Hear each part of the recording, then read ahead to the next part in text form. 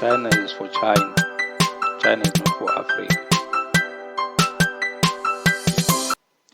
How can an African be a foreigner in an African country?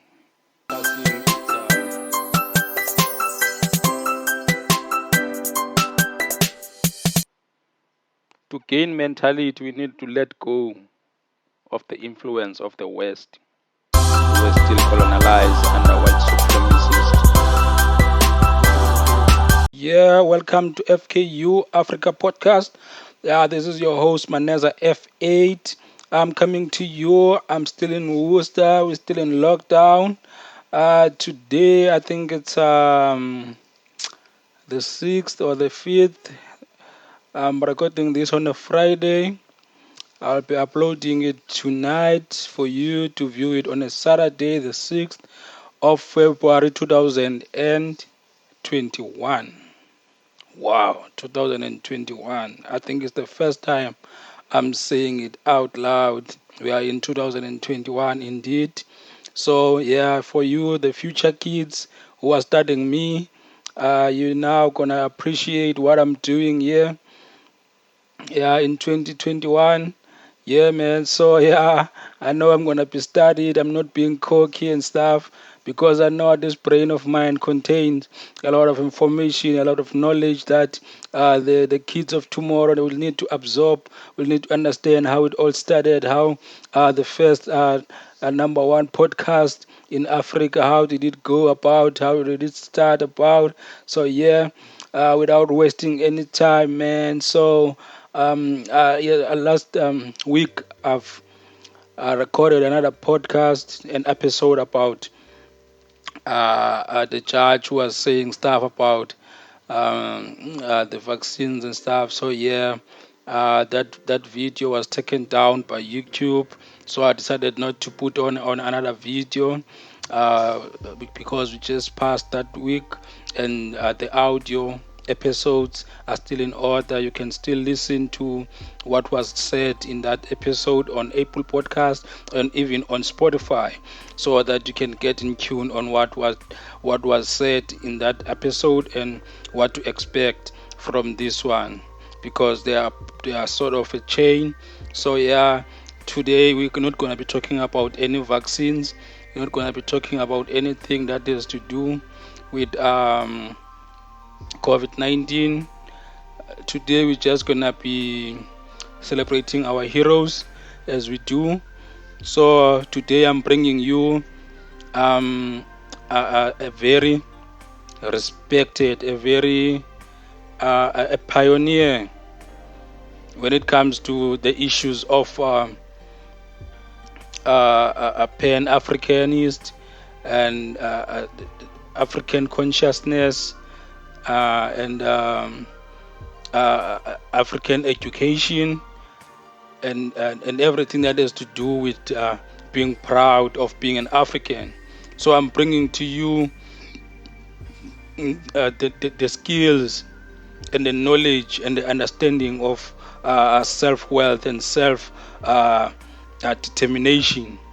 So who am I speaking about if I'm not speaking about Tembisile, Chris Hani? So I'm speaking about Chris Hani today. He was born around June 28, 1952 in Transkei, in a little place called Cofimvaba. That's actually close to where I'm from. I'm from Tomo, so we are neighbors. That's why my mind is so much also close to his intelligence. Yeah, I said it. I know how my mind works. So I don't need you to say that I'm intelligent. Yeah, I believe I am in my capacity. So yeah, so we're talking about now Chris Hani. So what do you know about Chris Hani? What would you want to know about Chris Hani? Chris Hani is a very important figure when it comes to struggle. He's a very important person when it comes to the outcome of what is known now as the freedom in South Africa. He's a very important figure in the constructing of the plans of what we call now the independence. He was constructing that independence together with the likes of Nelson Mandela, together with the likes of Oliver Tambo, and all the other guys who were involved.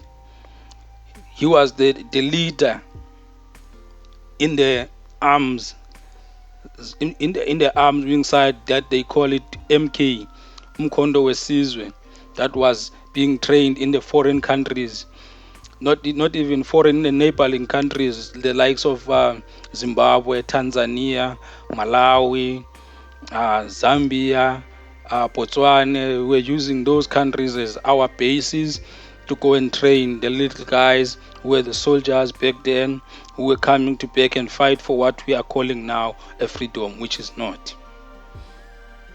So, if you want to understand and learn more about Chris Hani, we will do a video that is soul on him, on what kind of a person he was, about his life, about his children, about his timeline in the struggle until his assassination in 1993. But this video is not about that, it's about his skills. So I got a video that I acquired of him going against a brother, which I believe is from Inkatha Freedom Fund, Inkatha Freedom Party, which was the party that is still a party that was mainly for people who were speaking predominantly Zulu from KZN. So they are having this discussion on live TV. This was in 1993 or 1992, just before he was assassinated. So in this video, you listen, you will learn how intelligent he was, how quick in thinking he was, how constructive where his response was, and how he uses someone's perspective who is in a debate with to counter what he's saying, to make it looks like whatever the guy was saying, it's nothing. Now we're gonna watch the intelligence of the intellectual Chris Hani. So do subscribe to the podcast before we play the video. Please click that subscribe button and leave a comment there and suggest other videos we should be talking about. So without wasting any time, let's go now to the video. Next, the violence among blacks in South Africa. We get three perspectives on it after this backgrounder by Kwame Holman.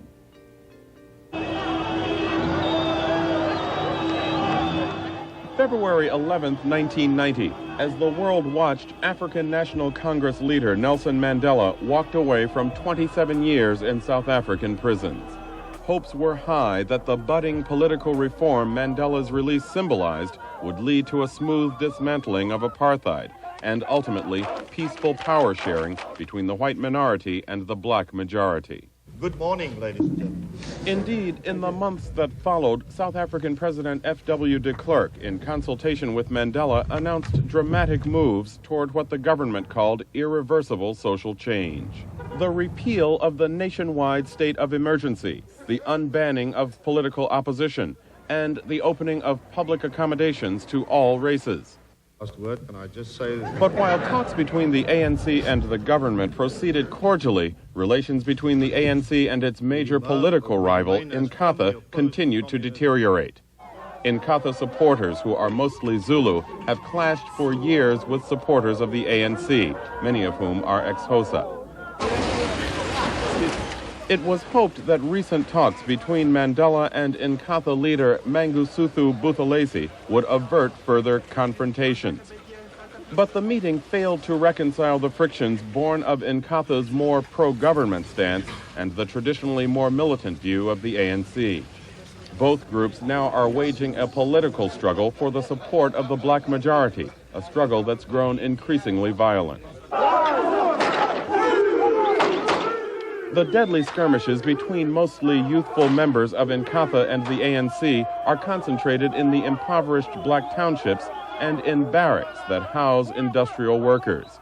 In the last 2 days, 37 were reported killed, bringing the death toll to 70 this week, 600 since the beginning of the year. The ANC accuses the government of encouraging the mayhem to promote the notion that blacks cannot govern themselves. Reports from the street fighting say neither Inkatha nor the ANC leadership seems much in evidence as the violence continues. ANC leaders have demanded the de Klerk government take specific steps the ANC says will help stop the fighting. Today, President de Klerk announced the government would drop several more laws opposed by the ANC that may or may not help stop the violence. Now, three views of the violence in South Africa. Harry Swartz is South Africa's new ambassador to the United States. Chris Hani heads the military wing of the African National Congress. He joins us from Boston. Pastor Mzimela represents Chief Buthelezzi's primarily Zulu Inkatha party. He joins us from Atlanta. Mr. Ambassador, what do you think it will take to stop the violence? I think it's necessary for people to sit down and to talk and to be genuine, that they want to bring the violence to an end. And to my mind, the sooner that we all sit down and talk, the better it will be for South Africa. It's been suggested by the ANC and others that the government has the power to stop it if it just had the will. Well, if the government were to redeclare the state of emergency and to bring massive troops into the areas, certainly it would be brought to an end almost immediately. But I think that there would be very serious objection to that, and I think that it would be counterproductive, and I don't think any one of my colleagues would really like to see that happening, and nor would I. Mr. Hani, is that true for the ANC? Well, it is true. We certainly would oppose the declaration of a state of emergency. But at the same time, we put forward the view that the government has not taken decisive steps to curb the elements who are responsible for this violence. Certainly, it is our perception that the police are not coming out to protect affected communities. Do you believe they could, with the power that they have now, they could stop it? I think using the powers they have by identifying the perpetrators of violence, in the same way they identify those who carried out acts of violence against the state in the past, they would stop the violence. Mr. Mzimela, do you agree that the government could stop this if it wanted to? The government cannot stop the violence in the townships. The government can perhaps contain it for a while by sending in troops and police. But this is basically a black and black problem. And it's only when the blacks in the warring factions sit down seriously and sort this out, it's only then that we can come up with a solution. Mr. Hani, what would you identify as the cause of this? What do you think is the cause of the conflict between the Zulus on the one hand, the Inkatha Party, and the ANC and your folks on the other? The causes of violence are multifold. There's certainly the socio-economic aspect of it, the situation in the hostels and the compounds where there's no family life. Secondly, there is, in our view, a violence orchestrated against us because the government would want to negotiate with a weakened ANC. You mean the government wants you all to be weakened and as a consequence is encouraging or at least not stopping the Inkatha? It is encouraging those who are against us. Not only members of Inkatha wouldn't want to accuse Inkatha of being behind violence, but there are some vigilante groups who are going into trains, attacking people at random, and also moving into the locations and attacking people.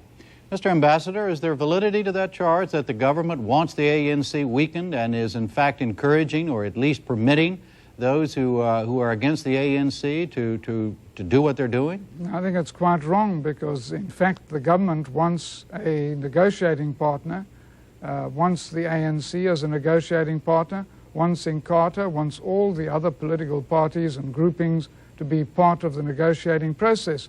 So it's utterly illogical to suggest that the government is trying to weaken a party with whom it wishes, in fact, to bring about a settlement of the political problems in South Africa.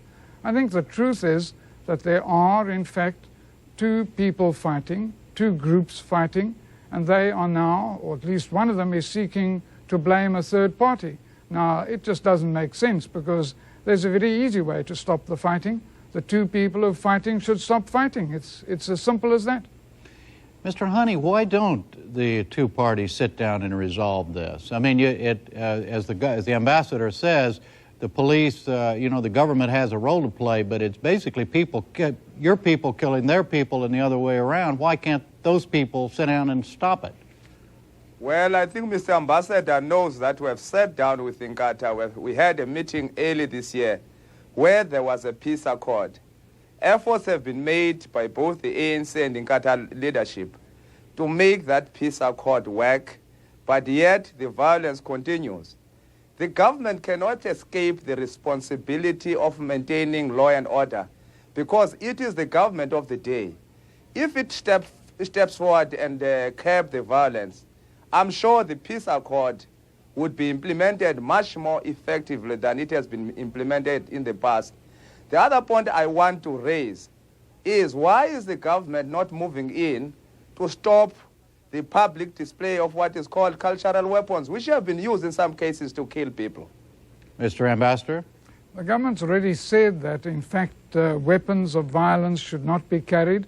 But, it's not the cultural weapons that's the main trouble. It's the AK-47s that are shooting people and are killing people. It's pangas that are hacking people to death. And you see, there's a very easy way to stop it. And it's not enough for the leadership to talk. They have to see to it that their followers, in fact, carry out their wishes, if those are their wishes. Now, it's quite clear, Mr. Hani is right, it's the responsibility of a government to maintain law and order, but no government can keep a policeman at every corner 24 hours of the day. No government can stop, in fact, the kind of behavior that goes on in the middle of the night. That would require the state of emergency if the parties themselves want to continue with the violence. And we do not want the state of emergency, and therefore it's up to the two people who are fighting to decide to stop fighting. And that's an inescapable fact from which Mr. Hani cannot escape. Mr. Mzimela, this Washington Post had a story this morning where a reporter for the Washington Post observed some of the violence in one of the townships outside Johannesburg. And he wrote very clearly that he saw no evidence on the part of the police or of the leadership of your organization or the ANC to try to stop the violence, that there didn't seem to be anybody who cared about the fact that these people were killing each other. How do you react to that? I don't think it will get us anywhere to be talking about single incidences. There is a culture of violence which has developed. One has to remember that most of the young people, those who are 20 and younger, have been brought up to believe that the only way they are going to free South Africa is through violence. So there's an attitude towards violence. And this is why I say the government can't stop the black-on-black violence. It is we, the black people who are involved in the violence, who must sit down and talk. Unfortunately, Inkatha Freedom Party has been negotiating with the wrong people in the ANC. We thought that Mr. Mandela was in control of the ANC, but it is clear to us now, after many talks, even in private with him, that he is not the one who is in charge. In fact, we should be discussing with Mr. Hani. He complains now, Mr. Hani, of cultural weapons, but he knows full well that he has been importing into the country AK-47s, which the South African Communist Party members and ANC members have been hiding under their blankets and using them. Most of the people who have died in the townships have died of gunshot wounds and not of knob carries and spears. Mr. Hani, is that true? Well, that rather surprises me that Pastor Mzimela, who's an oppressed black man, doesn't know that apartheid oppressed our people with violence. If the ANC at one time has had to use AK-47, it was in response to state-orchestrated violence. And I would have thought every black man would have commended the efforts of the ANC to take up arms to try and stop state violence. At any rate, to suggest that it is the ANC which carries AK-47 is ludicrous. Everybody knows that some leaders of Inkatha have been arrested with AK-47, people like Themba Khoza and many others. AK-47s were brought into the country as well by the South African Defence Forces, which captured these weapons in Mozambique, in Angola, in Namibia, and which captured some of them from us. So we cannot be blamed for the presence of AK-47 inside the country.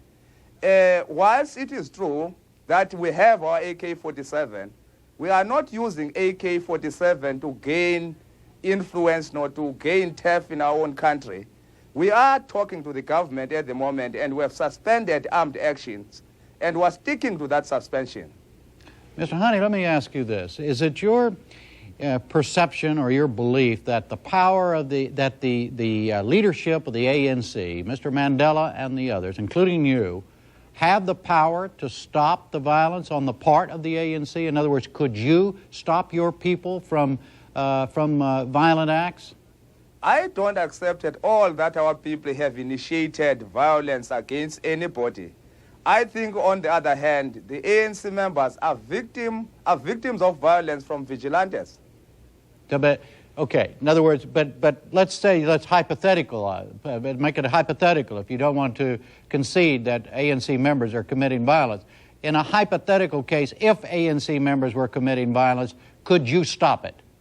My response to that the ANC leadership, all of us from Mandela downwards, will go out of the way to try to stop violence. All right. We have been talking to a number of organizations, to the PAC, ASAP, and even to Inkatha, in an attempt to find effective methods of stopping the violence. All right, let me ask Mr. Mzimela the same question. Does Chief Buthelezi and the other leaders of the Inkatha have the power to stop violence if it is in fact being committed by your people? Yes, indeed, without any question. We actually want peace. The greatest tragedy is that last year, when Mr. de Klerk announced the unbanning of the organization, he was in fact announcing the defeat of apartheid. Chris Hani and myself and all others are the great-grandchildren of people who started this struggle, and this struggle has been finally won. The doors to negotiation are open. De Klerk and his government are waiting for us to walk in, sit down, and work out a new constitution. We could have enormous power simply by walking in, setting up committees, and actually participating in the running of the country even before we elect. That's where the tragedy is. Mr. Ambassador, having just heard what we've just heard here, and what you already know, what you already bring to this question, do you think the power rests with the leaders of the ANC and the leaders of the Inkatha to stop this if they wanted to?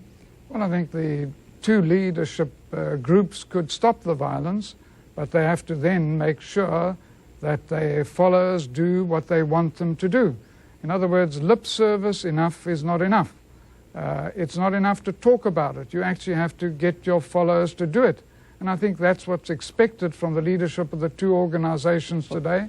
See to it that your followers stop the violence. And you see, what you've heard today is one side blaming the other.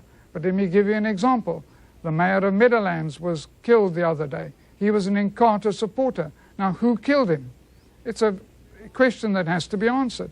Thereafter, Inkatha supporters decided to take revenge. Now, they were Inkatha supporters. There's no doubt that both sides are involved in the violence, and if the leadership has the power, which they say they have, which has been said today they have, then in fact either they're not exercising that power or there's something wrong with the leadership.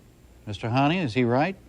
Well, I think it is really sanctimonious on the part of Mr. Ambassador to stand up and to say it is the two organizations which have got the power to stop the violence. He forgets the violence of apartheid, the violence of dividing our communities, and the need to reorientate the police force, which has always been fed with racist poison, a police force which has no sympathy for our aspirations. That's why, in our view, that police force is not taking decisive measures to deal with elements, and those elements are there and have been identified, elements who are creating this carnage and mayhem in our country. Mr. Hani, what is your view as to what the motives of the government would be to not stop the violence? Why would they want their country torn apart this way? Well, we know that the South African government has a history of destabilizing communities. We saw this in action in Angola, in Namibia, and Mozambique. We agree that they want to negotiate with us, but they would want to negotiate with an ANC that at the end of the day does not become a dominant party. That's why it's busy wooing certain groups and giving favored treatment to those groups in order to isolate the ANC as much as possible. It certainly suits this strategy to connive at the killing of ANC supporters so that they should live in fear and so that they don't join the ANC. Mr. Ambassador, that's a serious charge.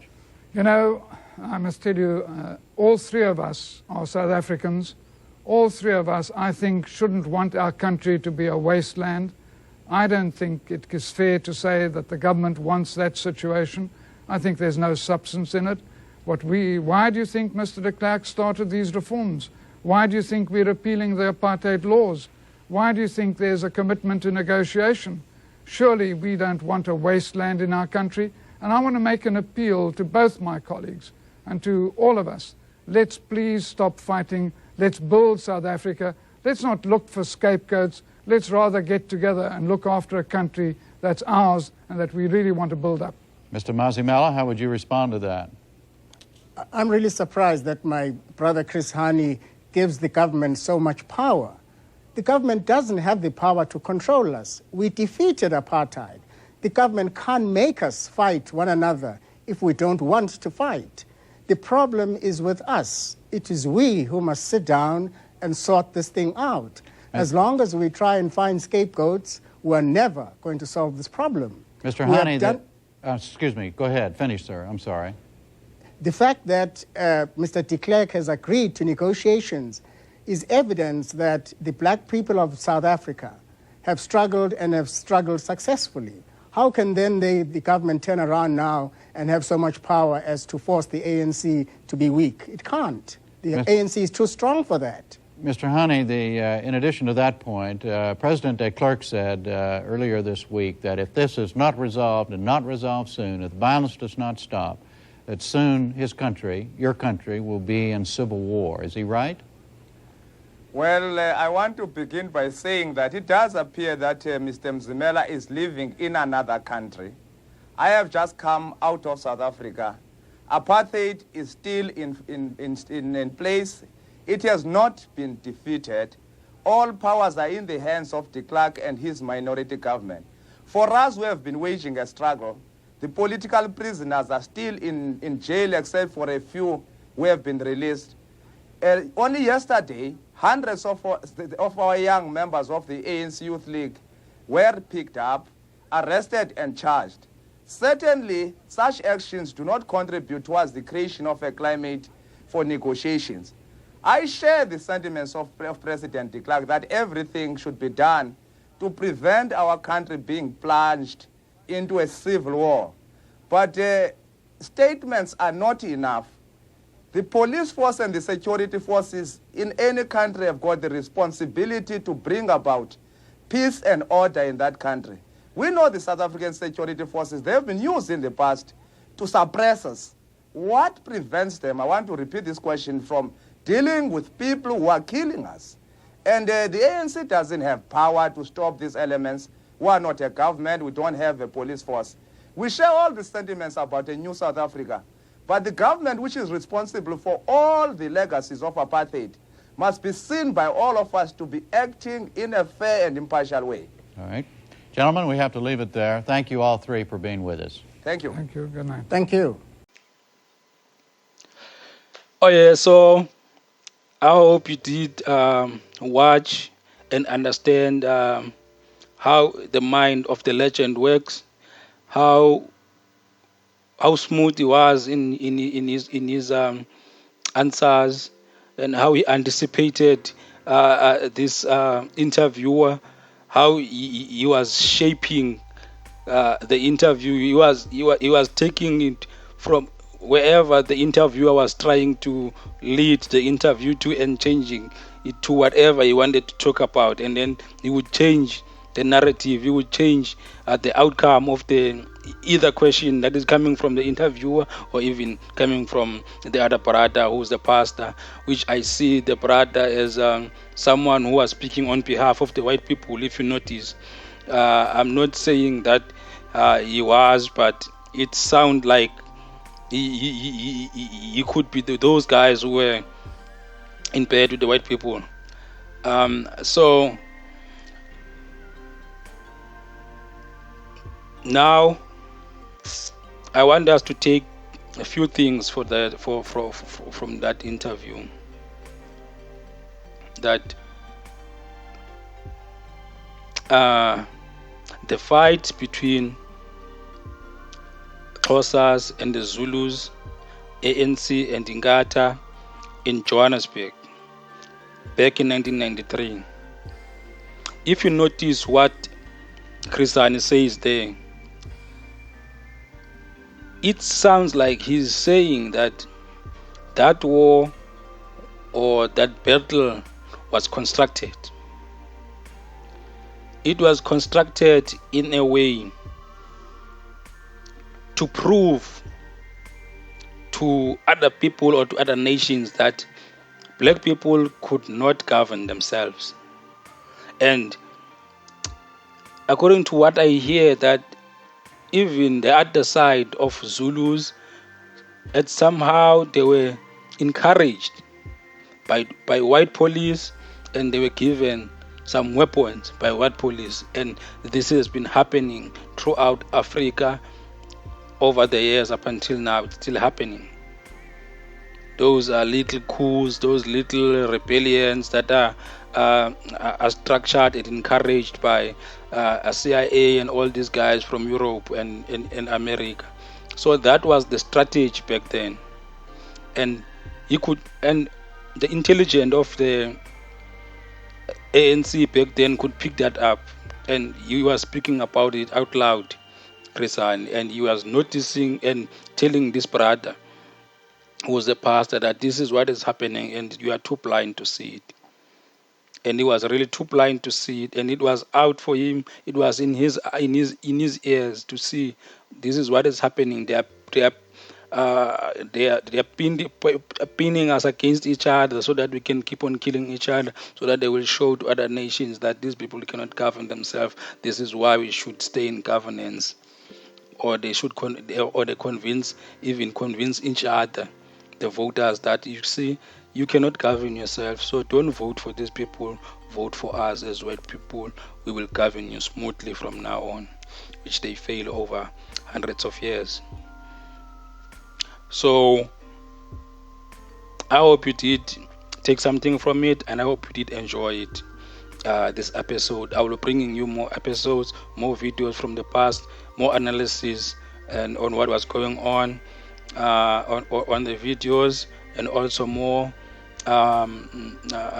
videos about our heroes. I will have time, maybe in the upcoming months or weeks, to have a full video on Christian, like what I have on Mandela, which you can find on the videos in FKU Africa podcast. You can just search as Mandela a hero or sell out. You will see it. It's there for information on his life and his involvement in the politics, his education, his presidency, his death. So yeah, hope you did subscribe. If you have not, please subscribe to the podcast, and please check it on Apple Podcast and subscribe there, and follow it on Spotify. Let's grow these numbers. Please share the episode to other people. Share the links to your friend on WhatsApp, to the groups that you are in, wherever you are. Please also, if you are in Telegram, please share it there in your groups. Share it on Facebook. Tag me. Let's talk.